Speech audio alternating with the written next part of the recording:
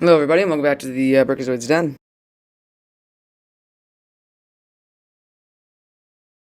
So, the latest episode of The Owl House came out. It is Saturday as of this recording, and this was episode 8. Knock knock knocking on Hooty's door. I was not expecting anything from this. I thought this was going to be a pretty light episode because I think the next episode is Eclipse Lake, which is supposed to be kind of big, and we've seen like a leaked screenshot and stuff like that. But no, this was a very important episode, extremely important for multiple different reasons. So I'm very excited to get right into this one. All right, we'll start with our opening here. So basically, Hooty is using a typewriter to write to Lilith, Lilith is at Gwendolyn, which is her mom. So she's staying with her mother and trying to reconnect with her father. And basically, there was like a flashback where Hooty goes to the mailbox and finds a letter that was written to him from Lilith, and she basically says that she is worried or concerned about him because Hooty said that he feels unimportant compared to everybody else in the Owl House. But Lilith tells him that he is like the protector. He is the house. He protects everybody within it. So basically, he goes back in and checks on everybody, and we learn that King is going through puberty. Bellos is planning something, and Ida is trying to find a way to take him down.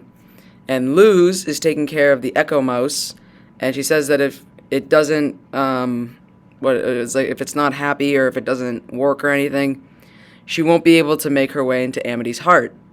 And then she corrects herself by saying getting a portal back home. So that was very cool. That was a very nice, very cute scene. And then at the end of the opening, Hooty has devised a plan to help everybody. So that's basically our opening, and then we'll kind of move into, I don't know, I guess the first plot, because this whole episode is separated into 3 plots that just kind of come after the other in like a linear order. So I wouldn't really call it a C plot, or A, B, and C plot, but I guess we'll just start with the first one. Alright, so C plot, plot 1, whatever you want to call it, but basically we start with King. So King is, like I said before when I was looking at the opening, he's going through puberty, demon puberty, as we later learn. And King is in the kitchen, and then Hooty is thinking of a way to help him. So he decides to eat him, and then uses his owl pellet to bring him to the stone tower that's usually connected to the owl house. And Hooty gives King a talk about demon puberty. And Hooty is trying to determine what kind of demon King actually is. So, basically, he goes through 3 different categories of demons. Bug demons, who like songs, so King tries dancing, and his dance was completely offensive. The way he was dancing, I guess, was offensive to Hooty, and Hooty attacked him, so that didn't work. Then there's a biped demon, I think they call it, and they're more of fighters, so Hooty brings out Tiny Nose, and Tiny Nose uses a spell and blasts King away, so that didn't really work. Then the next demon category, Tiny Nose needs to take a blood sample of King, and basically they come to the conclusion that King is just King. They actually don't know what kind of demon he is. And King is getting really sad because he didn't get a real answer, and that he's worried, or he's sad that his dad never came back for him, whatever. And then, as he gets more and more emotional, he sends off like a wave or a blast of powers. And a little theory, I mean, this might be confirmed, I can't really tell, is that it was just created off of emotion. So he has like emotional powers, which is kind of cool. But it's still good to see that he has powers in general. And then at the end of this first plot, C plot, whatever you want to call it, Hooty gets sad because he feels like he failed King. Alright, so next up is plot 2 or B plot. Like I said, whatever you want to call it. So Ida is making sure that she stays awake so that she can find a way to take down Bellos. But as she's walking through the hallway, Hooty has like a table set out with cookies and gives Ida cookies and milk as a reward for her hard work, as the note card reads. Although I don't know how he was able to write it. He probably just used a typewriter. But apparently the cookies are laced with sleeping nettles, I think they're called. And sleeping nettles heighten dreams, so they heighten the intensity of dreams. Now Ida needs to fight the owl beast that's that's haunting her dreams and all that. So Ida's taken back to her this is all like a dream sequence. So Ida's taken back to her old house where her family is downstairs, and Ida's dad is revealed. Really cool. I don't think we got a name.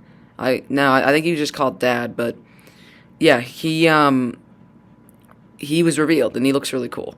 So, and he'll get even cooler, as we'll see later on. But basically, I guess he's leaving for some get-together or something. I actually don't know what he was leaving for. I think they called it the Mandible. It must have been like an excursion or something. But while this happiness is all going on, Ida's dad lights like a firework or a small sparkler to kind of, just to have fun. And the owl beast kind of gets affected by that, and Ida, the young Ida, turns into the owl beast and attacks Ida's dad. And then we learn that Ida's dad loses his eye from Ida's owl beast. So now he's going to have an eye patch, I hope, next time we see him. Because that'll be really cool. Anyways, we move on to a new flashback where Ida and Rain are on the magic carpet, I think it was, or something, or maybe even a hill, I forget what it was. And this was their breakup moment, I guess. And Rain talks about joining the Bard Coven and that they can't be with Ida anymore. And that causes the owl beast to come out, which is not good. But Ida hits the owl beast using a headbutt after this moment.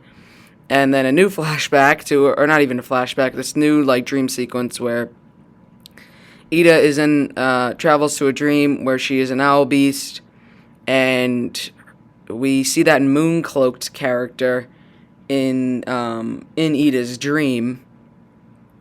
And I think it was the one that was attacking Ida as the owl beast. I don't know, I couldn't tell. This is a very weird sequence. And then Ida's owl beast wings fade away. She lands in the water and becomes a scroll or something like that. And then the scroll is picked up by some guy on the beach.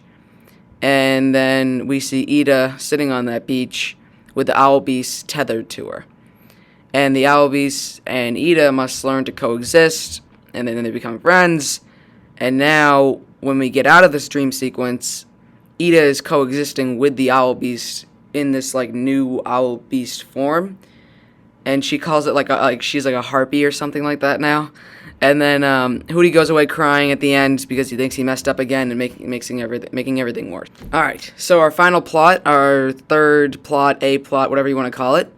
We have Luz is looking for relationship advice from the mouse, from the Echo Mouse, because Luz is trying to ask out Amity.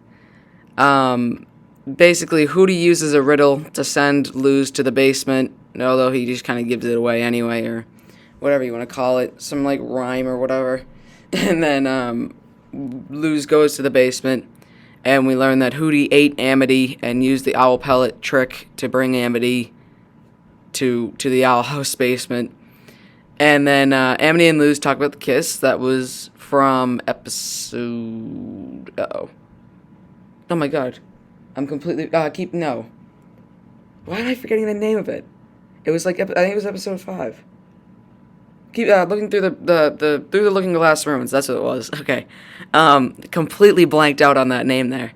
Okay, so then Amity and Luz talk about the kiss, and Amity's saying that she wants to kind of forget about it because she's embarrassed, whatever.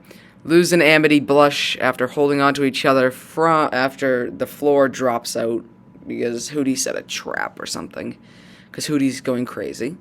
Luz and Amity must go through the tunnel of love in order to get out of this mess that Hooty put them into.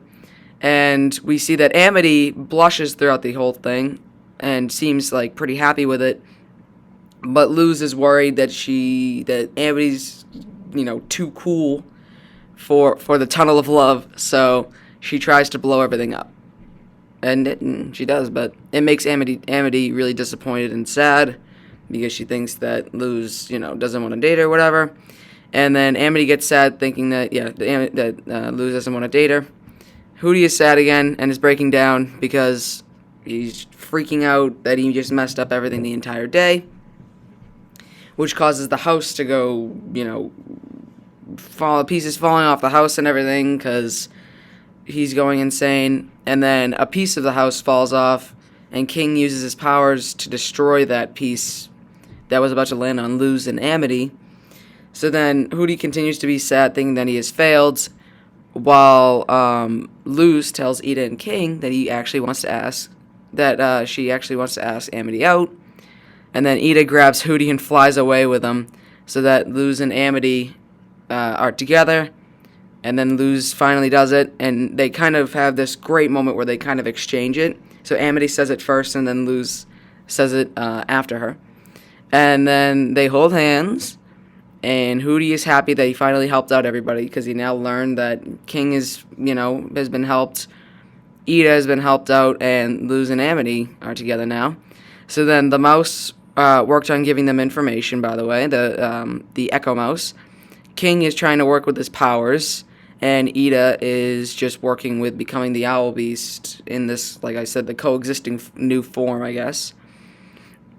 And then at the end of the episode, Hooty is going to give his letter to the mailbox to send it to Lilith, and King's dad drops by and gives Hooty a letter, but Hooty eats it. So I wonder if that's going to come back up, or if that's just supposed to be a joke. I don't know, but that's like kind of big that Hooty ate the letter that was from King's actual dad. Or, well, at least King's ancestor. Maybe not dad, but ancestor.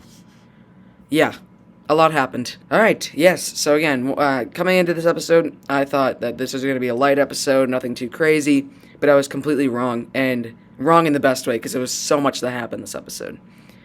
But yeah, I would say that's about it. We can wrap it up. So thank you all for watching. Do the common YouTube stuff. Like, comment, subscribe, of course. And yeah, I will see you later.